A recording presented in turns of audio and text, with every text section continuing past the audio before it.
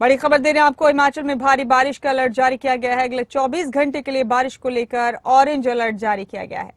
मौसम विभाग ने सभी लोगों से सतर्क रहने की अपील की है। बड़ा अपडेट है आपके टीवी स्क्रीन पर। इस वक्त की आप बड़ी खबर देखते हैं। भारी बारिश के सबब हिमाचल में कई सड़कें बंद हैं। कई जगह पर भूस्खलन के चलते लोग परेशान हैं। 30 जून तक ये मौसम खराब रहने का अनुमान जताया गया है।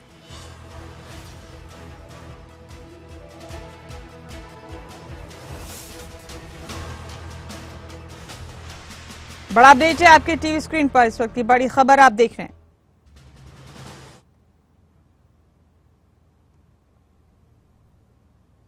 आपको बता दें कि बारिश को लेकर ऑरेंज अलर्ट जारी किया गया है मौसम विभाग की तरफ से। यहां 30 जून तक भारी बारिश का अलर्ट है। इस वक्त का बड़ा अपडेट है, बड़ी खबर आपके टीवी स्क्रीन पर।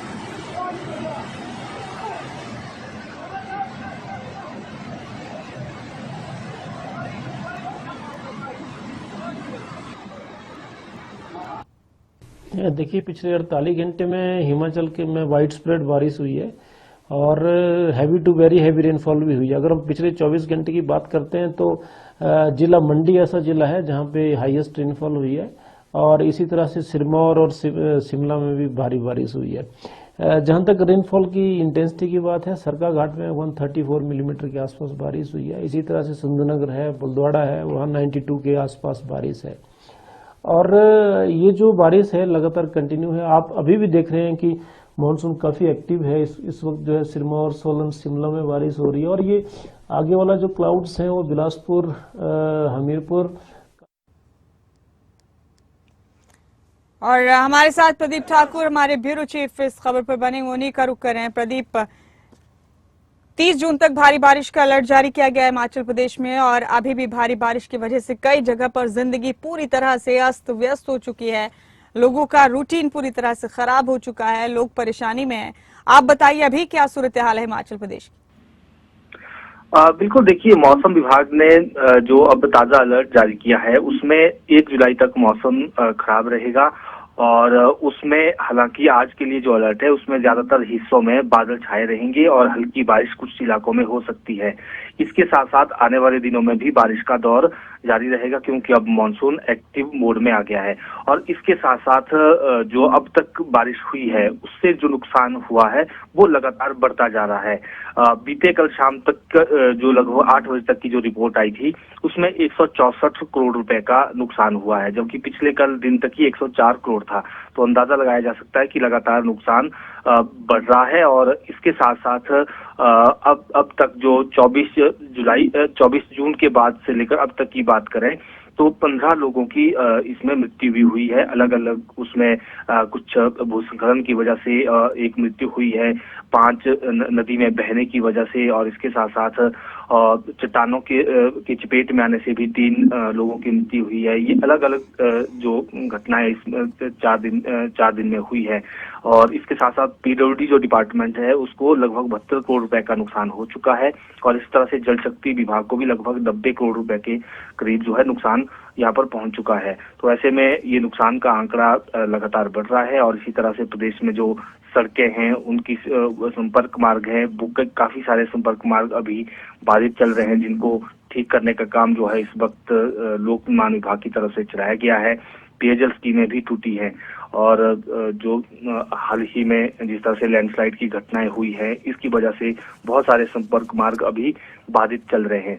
तो कुल मिलाकर कह सकते हैं कि शुरुआती जो मानसून है वो काफी नुकसानदायक रहा है और इसमें प्रदेश को राजस्व का भी बहुत सारा नुकसान हुआ है। इसके साथ साथ जानी नुकसान भी इसमें अलग अलग घटनाओं की वजह से हुआ है। जी ठीक है प्रदीप, लेकिन इस तरह से खराब सूरत हाल में लोगों की जिंदगी पूरी तरह से अस्त व्यस्त हो चुकी है। प्रदीप, हर साल बरसात जब होती है या फिर हर साल जब भी मौसम में तब्दीली होती है इस तरह की परेशानियों का सामना करना पड़ता है। क्या इसके लिए प्रॉपर लेआउट पर हर साल नए सिरे से विचार किया जाता है? क्या हर साल नए सिरे से तैयारियां की जाती हैं? बिल्कुल, देखिए, जब भी मानसून सीजन आता है और खास तौर पर जो पहाड़ी इलाके होते हैं वहाँ हर बार इस तरह का नुकसान उठाना पड़ता है और ये प्राकृतिक आपदाएं हैं और इनके सामने इंसान का भी जोर नहीं चलता है। तो ऐसे में जब भी ऐसे नुकसान होते हैं तो फिर दोबारा से जिंदगी को पटरी पर लाने के लिए, चाहे वो सड़क मार्ग की बात करें या फिर बाकी जो ग्रामीण क्षेत्रों में कई जगह इस तरह की घटनाएं देखी जाती है कि भूस्खलन हो जाने की वजह से या बादल फटने की वजह से कई गांवों में पानी घुस जाता है, गांव भी बह जाते हैं। ऐसी घटनाएं पूर्व में होती रही हैं। तो ऐसे में कहीं ना कहीं नुकसान होता है और फिर से जिंदगी को पटरी पर लाने की कोशिश होती है। लेकिन इससे तैयारियां जो है प्रशासन को भी पहले से ही तैयार रहना पड़ता है जब कोई बड़ी घटनाएं होती हैं।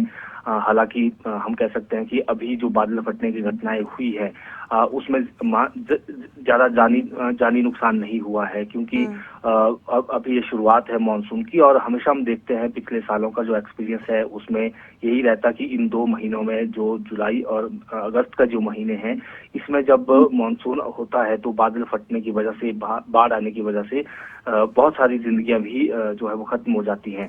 तो ये कहीं ना कहीं परेशानियां रहती हैं और प्रशासन जो है वो अपने स्तर पर तैयार रहता है। कोई बड़ी घटना होती है, वहाँ के लिए एसडीआरएफ की टुकड़ी हिमाचल प्रदेश में अवेलेबल है। उसके साथ साथ एनडीआरएफ की भी यहाँ पर यूनिट है, वो भी यहाँ पर जाते हैं। और कई अभी बीते दिनों पब्बर नदी, जो शिमला में ही एक पब्बर नदी है, वहाँ पर एक युवक बह गया था। पिछले कल उसका शव निकाला गया और वो डूब गया था नदी में नहाने चले गए थे। और ऐसी एक और घटना पिछले कल वहीं पर और हुई है। तो ऐसे में कई इस तरह की घटनाएं होती हैं और उसको लेकर बार बार एडवाइजरी सरकार लोगों को भी और जो पर्यटक बाहर से आते हैं उनको भी जारी करती है। क्योंकि कई बार जब लोग नदी नालों के किनारे जाते हैं तो उस वक्त वहां पर बिल्कुल सामान्य सा माहौल होता है, क्योंकि लोगों को ज्यादा जानकारी नहीं होती है कि पहाड़ों पर बारिश होती है तो उसकी वजह से बाढ़ आती है। और उसमें जब पानी का बहाव तेज हो जाता है, पानी बढ़ जाता है, तो उसमें कई बह जाते हैं, कई डूब जाते हैं। तो ऐसे में लोगों को भी अलर्ट रहना चाहिए कि आजकल का मौसम ठीक नहीं है और नदी नालों के किनारे तो बिल्कुल भी ना जाएं।